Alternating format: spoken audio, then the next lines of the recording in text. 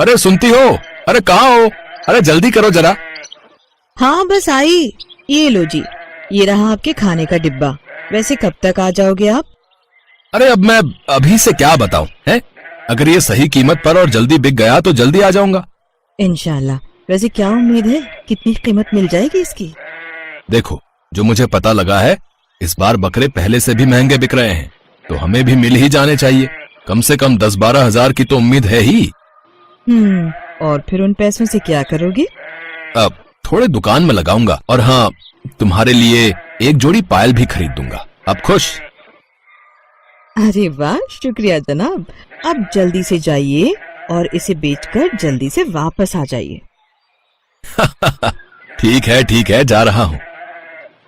ये कहानी है रहीम और उसकी बीवी सईदा की। रहीम नमकीन का ठेला लगाता था और घर के खर्च में मदद करने के लिए सईदा बकरियां पालती थी।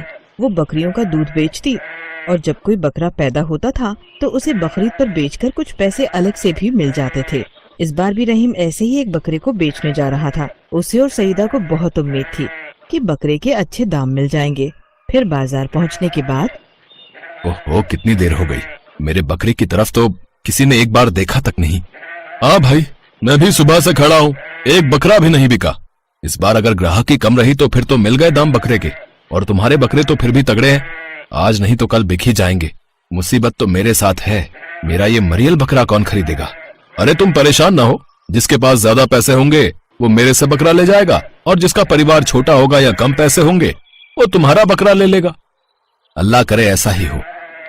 रहीम और उसका दोस्त सुलेमान आपस में बातें कर ही रहे थे कि तभी एक सेठ वहां आया। उसे सुलेमान का बकरा पसंद आया और उसने फौरन पूरे 15,000 देकर सुलेमान का एक बकरा खरीद लिया। और फिर, मुबारक हो सुलेमान भाई, तुम्हारा बकरा तो सही कीमत पर बिक गया।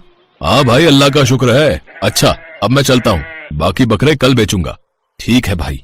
अरे ये तो बताओ कि मैं कितने तक में बेच दूं इसे? मेरे हिसाब से 10,000 से नीचे तो मत ही बेचना, बाकी ऊपर जितने मिल जाए उतना अच्छा। सुलेमान निकलने की तैयारी करने लगा, तभी एक और कार वहां पर आकर रुकी और फिर उस कार में से एक आदमी बाहर निकला। हाँ भाई, कितने का दे रहे हो ये बकरा? 12,000 रुपए का हुजूर। और भाई सुलेमान, कैसे हो? जी ठीक हो मालिक। अरे रहीम, ये गफ्फार भाई हैं, वो जो दाल मिल है ना, वो इन्हीं की है। बहुत बड़े आदमी हैं ये। अच्छा, आदाब अर्ज़ है मालिक। हाँ, आदाब। अब बताओ, ये बकरा कितने का दोगे? आप 11,000 ही दे दीजिए मालिक। ठीक है, एक काम करो तुम। क्या नाम बताया तुमने अपना? जी रहीम। हाँ तो रहीम, एक काम करो, शाम को आकर मेरी मिल से पैसे ले जाना, ठीक है? जी पर मैं अरे भाई, बटुआ भूल आया हूं मैं अपना सुलेमान, जरा समझाओ इसे भाई। हाँ सेठ जी, कोई बात नहीं, आप जाइए, ये आकर ले जाएगा पैसे। सुलेमान की तरफ देखकर गफ्फार मुस्कुराया और फिर बकरा लेकर वहां से चला गया। उसके जाते ही रहीम ने सुलेमान से कहा, सुलेमान भाई, मेरे पैसे? हाँ, तुम फिक्र मत करो। अरे करोड़पति आदमी है, 11,000 उनके लिए धूल के बराबर है। तुम शाम को चले जाना उनकी मिल पर और ले आना अपने पैसे। ठीक है भाई, तुम कहते हो तो। सुलेमान अपने घर चला गया और रहीम बुझे मन से अपने घर की तरफ बढ़ गया। घर पहुंचते ही सईदा ने उससे पूछा, क्या हुआ जी, बिक गया बकरा? हाँ, बिक तो गया पर पैसे नहीं मिले। बिक गया पर पैसे नहीं मिले मतलब? सईदा ने रहीम की पूरी बात सुनी और फिर उसे समझाते हुए बोली, अरे तो जब सुलेमान भाई ने कहा है तो घबराने की क्या जरूरत है। अच्छा चलिए, मैं खाना लगा देती हूँ, शाम को आप चले जाना और पैसे ले आना, ठीक है? सईदा और रहीम दोनों बेफिक्र थे, लेकिन उन्हें क्या मालूम था कि गफ्फार एक नंबर का कंजूस और लालची आदमी था। शाम को जब रहीम गफ्फार की मिल पर पैसे लेने गया तो मिल के गेट पर बैठे गार्ड ने उसे ये कहकर वापस भेज दिया कि अभी साहब नहीं है, कल आना। रहीम मुंह लटकाकर वापस आ गया। अगले दिन भी यही हुआ। गार्ड उसे रोज कुछ न कुछ बहाना बनाकर वापस भेज देता और असल में गार्ड को ऐसा करने के लिए गफ्फार नहीं कहा था। फिर एक दिन बाजार में आखिरकार उसका सामना रहीम से हो ही गया। सेठ जी, 1 महीना हो गया है, अब तो बकरीद भी निकल गई। मेरा बकरा तो कुर्बान कर दिया होगा आपने, अब तो मेरे पैसे दे दीजिए। हाँ, अरे तुम्हारा बकरा तो एकदम मरघिल्ला निकला, 5 किलो गोश्त भी सही से नहीं निकला उसमें से। भाई ठग लिया यार तुमने। क्या बात कर रहे हैं सेठ जी, इतना ही गया गुजरा बकरा था मेरा, तो आपने खरीदा क्यों? मुझसे जबान लड़ाता है। ये पकड़ 3,000। जुल्म मत करिए साहब, आज की तारीख में 3,000 में कौन सा बकरा आता है?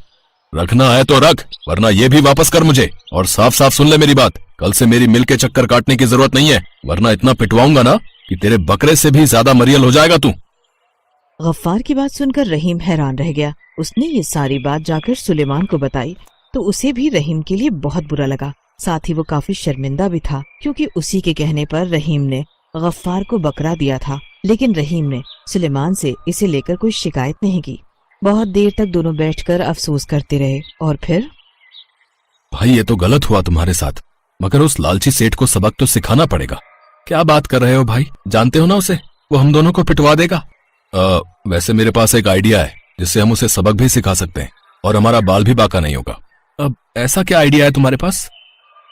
सुलेमान ने अपने दिमाग में आई सारी खुराफात रहीम को बता दी। फिर दोनों ने गफ्फार को सबक सिखाने के लिए पूरा साल इंतजार किया। और फिर जब दोबारा बकरीद नजदीक आई तो इस बार भी रहीम अपने क्या बात कर रहे हो भाई, जानते हो ना उसे, वो हम दोनों को पिटवा देगा। वैसे मेरे पास एक आइडिया है जिससे हम उसे सबक भी सिखा सकते हैं और हमारा बाल भी बाका नहीं होगा। अब ऐसा क्या आइडिया है तुम्हारे पास? सुलेमान ने अपने दिमाग में आई सारी खुराफात रहीम को बता दी। फिर दोनों ने गफ्फार को सबक सिखाने के लिए पूरा साल इंतजार किया। और फिर जब दोबारा बकरीद नजदीक आई तो इस बार भी रहीम अपना बकरा बेचने के लिए बाजार में खड़ा था। लेकिन इस बार उसका बकरा पिछली बार के मुकाबले काफी तगड़ा था।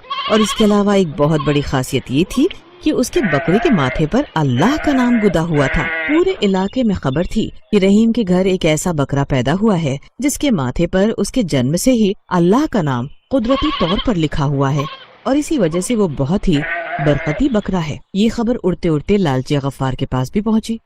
और फिर गफ्फार ने फौरन सुलेमान को अपने पास बुलवाया। आओ आओ सुलेमान मियाँ, अरे सुना है वो रहीम के घर ऐसा बकरा है जिसके माथे पर कुदरती अल्लाह लिखा हुआ है। जी सेठ जी, मैंने खुद देखा। अरे क्या करामाती बकरा है, जब से पैदा हुआ है रहीम के सारे कर्जे उतर गए, उसकी कमाई चौगुनी हो गई, और तो और उसकी बीवी की लंबी बीमारी भी ठीक हो गई। अच्छा, तो वो कितने में देगा वो बकरा? मुश्किल है सेठ जी, शहर से एक पार्टी आई थी, पूरे 95 लाख की बोली लगा कर गई है उस बकरे की, तो रहीम आपको तो नहीं बेचेगा वो बकरा। अरे मैं जानता हूँ, इसीलिए तो तुमको बुलाया है। मैंने भी उस बकरे के बारे में बहुत सुना है, मुझे वो बकरा चाहिए किसी भी कीमत पर। एक काम करो, मैं अभी के अभी तुम्हें पूरे 1 करोड़ रुपए दे रहा हूँ, क्योंकि रहीम मुझे सीधे सीधे तो बकरा बेचेगा नहीं, तो तुम ये पैसे उसे देकर मुझे वो करामाती बकरा ला दो। ठीक है सेठ जी, वैसे मुश्किल तो है, पर मैं कोशिश करके देखता हूँ। सुलेमान उसी शाम को रहीम का बकरा लेकर गफ्फार के पास आ गया। उसके माथे पर अल्लाह लिखा देख गफ्फार बहुत खुश हुआ। उसे लगा अब उसकी कमाई भी चौगुनी हो जाएगी, और उस बरकती बकरे को कुर्बानी से उसके घर में चल रही सारी परेशानियां भी दूर हो जाएंगी। लेकिन फिर अगले ही दिन जब उस बकरे को नहलाया गया तो पता चला कि उसके माथे पर जो निशान था वो कुदरती नहीं था, बल्कि पक्की स्याही से लिखा गया था, जो नहलाने पर धीरे धीरे रंग छोड़ रहा था। ये देखकर गफ्फार गुस्से से लाल हो गया और फौरन सुलेमान को अपने पास बुलवाया। और फिर अरे कहाँ है वो रहीम, जल्दी बता, वरना। अरे मालिक, वो तो 1 नंबर का चालू निकला, 2 दिन पहले ही अपनी बीवी के साथ गांव छोड़कर चला गया। आपके पैसे तो ले ही गया, साथ में मेरा भी पूरे 1000 का उधार नहीं चुकाया उसने। सुलेमान की बात सुनकर गफ्फार अपना माथा पकड़कर रोने लगा, और सुलेमान हल्की सी मुस्कान लिए वहां से निकल गया।